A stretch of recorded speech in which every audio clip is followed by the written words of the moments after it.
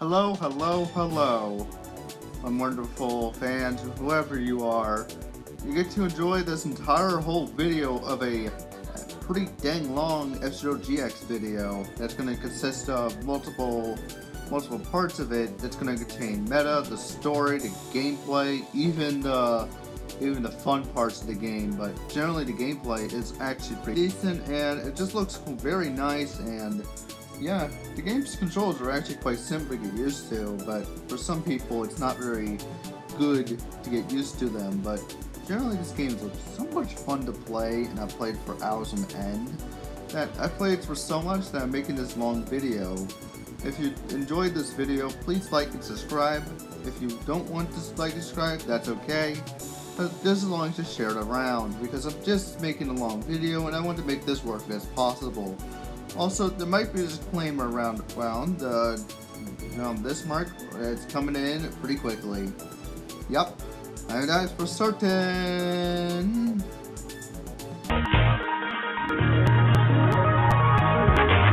F-Zero TV.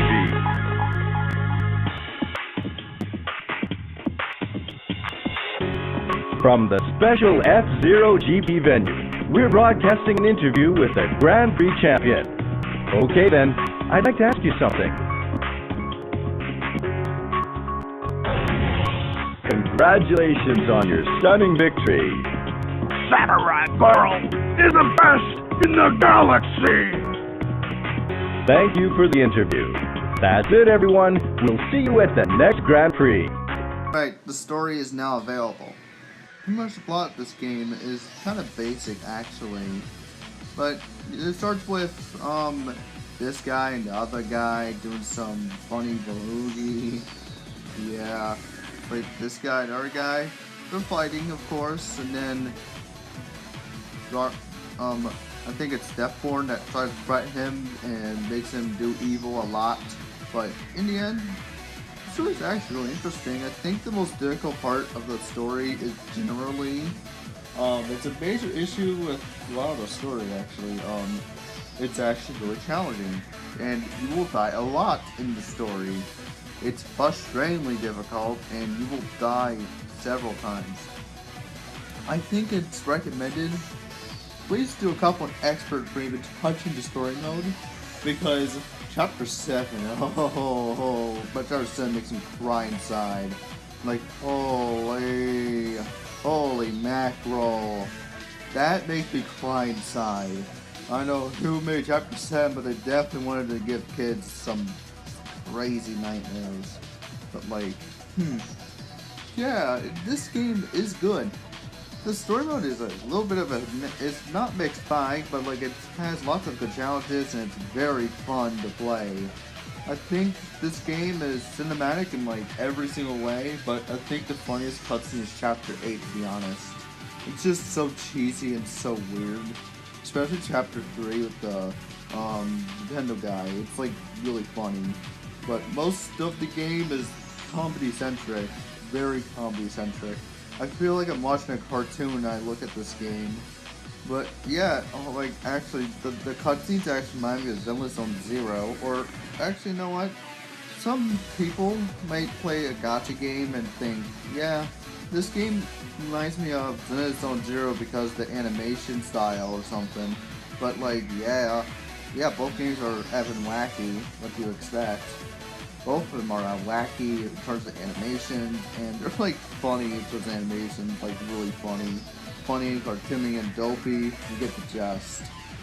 I think the animation in this game is gorgeous. This game is from 2003, and I think the story is like pretty simple, but honestly it kind of gets the flow through. One of my favorite is Chapter 3, but for the most part the story is really interesting and I really like it.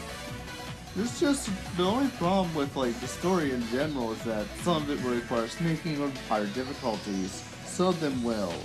But snaking is part of this game, and it's the meta of F-Zero GX.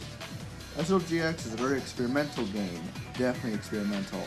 I think the meta in this game is very interesting, and we'll talk about that later, but Chapter 3 is far from a fun time, but I think Chapter 5 or 6 are actually pretty good. Chapter 7 is like the pinnacle of difficulty spikes, and it's like really stupid. But Chapter 2 is not too hard. Chapter 8 and 9 are way easier than Chapter 7, definitely, as far as I can tell.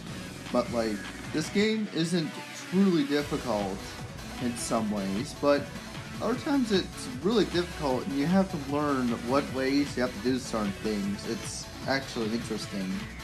But the thing is, this game is just as hard as probably multiple other GameCube games, but it's a speciality to them, and I just like it for that. But the animations, like, I really enjoy them, but there's like hey yo, and there's a lot of beer and drugs, but like honestly, this game is actually well animated. And also look at how the lighting in this game is. It's like so gracefully, and ages so gracefully. Almost every single part of the lighting just looks so great, and I actually like the look of the game.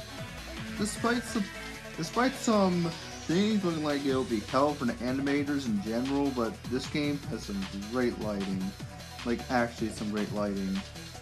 I actually like the look of it, and it's very 2000 style, definitely, but there's just something about the animation that's like mind-blowing for me. But personally, I like the animations in this game, and it just looks beautiful in some cases. Like, yeah, I don't have much gripes with animation, but like, man, oh man, I just like the animation in this game. But like, yeah, just look how like Black Shadow's like freaking railing when he's torturing the place. He's like tearing it down. He's an evil man. He's like, oh, I'm gonna do this. I'm gonna bond you and so forth. Oh yeah. He's so stupid. It's so funny and it's like wacky. But like, this game is very wacky and cool at the same time. But yeah, a lot of these are really cheesy. It's sufferingly cheesy in some ways, but it's cheesy enough. Things are cheesy enough to the point where it's almost worth it to go through the story. But honestly, first complete a couple of expert, then worry about the story mode if you feel like it. The story mode has some great custom parts in there as a reward. You get some great custom parts, you get a few more characters, and you can beat them all in hard to unlock Spade, which is like one of the characters that looks like a FNAF character, but he's worth it to get in the end. Like, actually in the end. So like, yeah, Chapter 6 is here. The CGI cutscene for it is actually pretty difficult to deal with, but I think Chapter 7 is the hardest thing in the game. But yeah, a lot of the game is very cinematic, and generally, I adore it for being cinematic. It's just so great.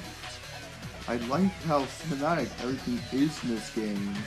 Like, here and there, just take a look at Chapter 7 here, and yeah, it might look dated, but gosh, there's just something about this game's CGI that looks respectfully well done, and almost everything is well pleased.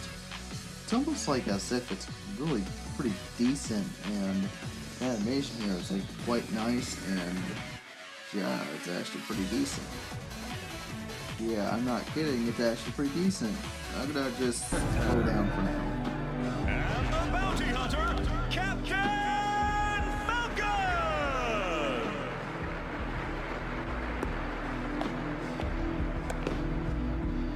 Well, still alive it seems, but I won't miss this chance to make mincemeat of you.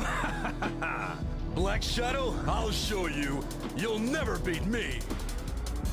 Ladies and gentlemen, start your engines!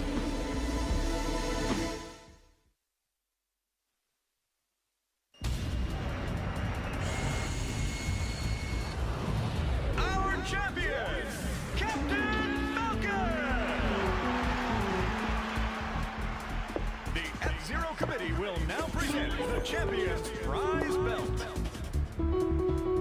So, we already talked about the story, let's talk about the meta of this game. Primarily, there's a lot of things that are in the meta, but like, if you want more details, search up F-Zero GX meta, because I'm probably going to talk about a couple of things, but not like the very special stuff you see on YouTube. How it's like actually interesting. There's like ship boosters and such, which is actually really interesting. But what's interesting about this game is that it's actually pretty accessible. Like, actually, I spent multiple hours on this game. It's kind of funny in a way, but personally, I've seen this game and it's really good. Like, actually really good. That's the reason why I highly recommend it. It's like one of the best games I've ever played. And I'm very obsessed with it. I have beaten most of the content, and this game is just so fast. It's like Unleashed and Sonic Unleashed and multiple Sonic games if it was good. Yeah, I'm being very serious. It's like so good. I'm very obsessed with the game generally because I made this video that's 21 minutes long. It's very fun and I really enjoy this game.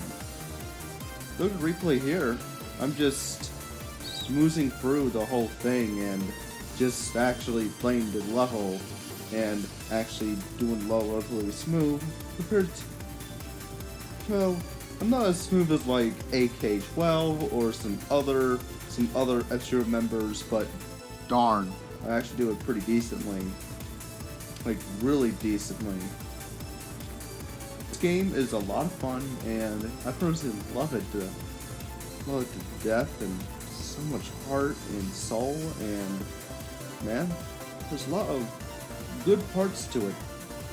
It's so good because it amplified the drift, and everything else is like so great. Now, I think I would prefer to talk about the price of the game. In a while, let's finish up this replay of F-Zero GX.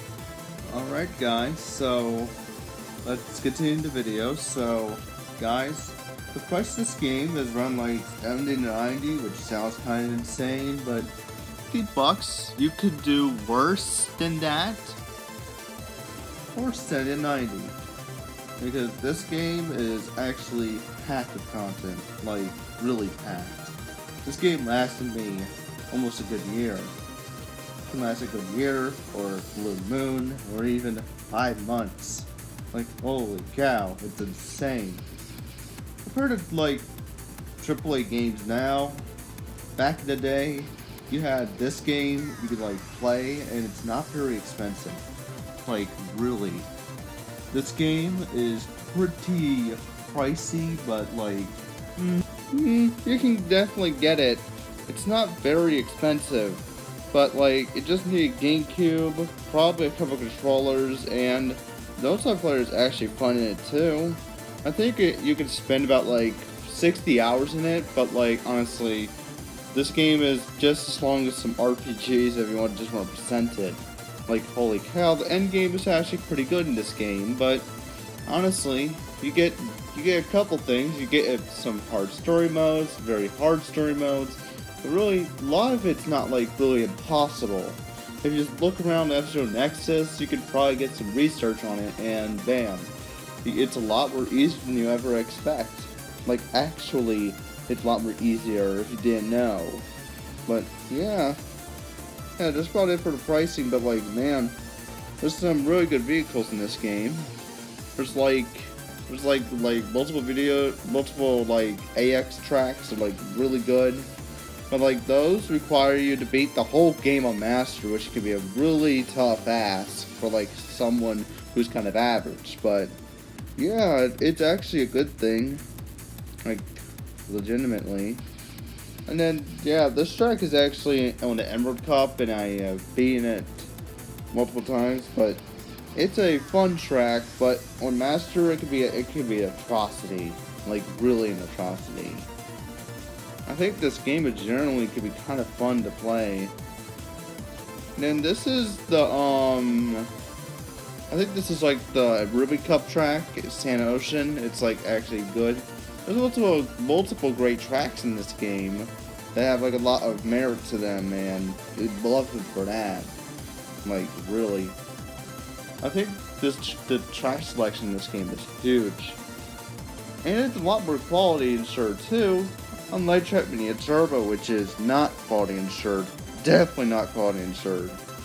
Because this game has a lot more higher quality tracks that feel a lot more cohesive, a lot more less, let's say bland.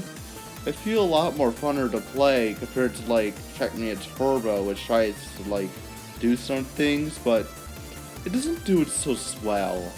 And you have a bit too much tracks for your own good in that game already as is. I think F-Zero GX is probably one of the best GameCube games on the console, and literally takes limits to the console. I heard my GameCube screeching and put him out from this game. But like, this game is a great game. I would highly recommend it if I would consider it. I would legitimately highly recommend this game. Like, really recommend this game. And it just is just a really good game in general. I have played several hours in it, and I was starting drifts, but man, it's hard in Mario Kart Wii River Road, that's for sure. Sorry for the burp, but man, everything feels great with this game, and but yet there's a lot of problems with some stages, but no, I don't find any problems with them for some reason. But simply, I think the hardest track in the game is the last Platinum track, because it is brutal. That is more brutal than probably all of Mario Kart in general, because man, even Mario Kart can't compare to the crap, I think it is, or the cream of the cram that this game offers, because the out of all the 30 tracks, the hardest one is definitely that Rainbow Road looking car. That Rainbow Road looking whoever track. I think it was like, yeah. But also Chapter 8's track is so great too. It's like really good. But that one to me is probably the hardest one too, but Chapter 7. Oh man, Chapter 7. But yet, Platinum Cup is a very hard cup, but it's a doable cup at least. I think this game is mostly doable for the most part.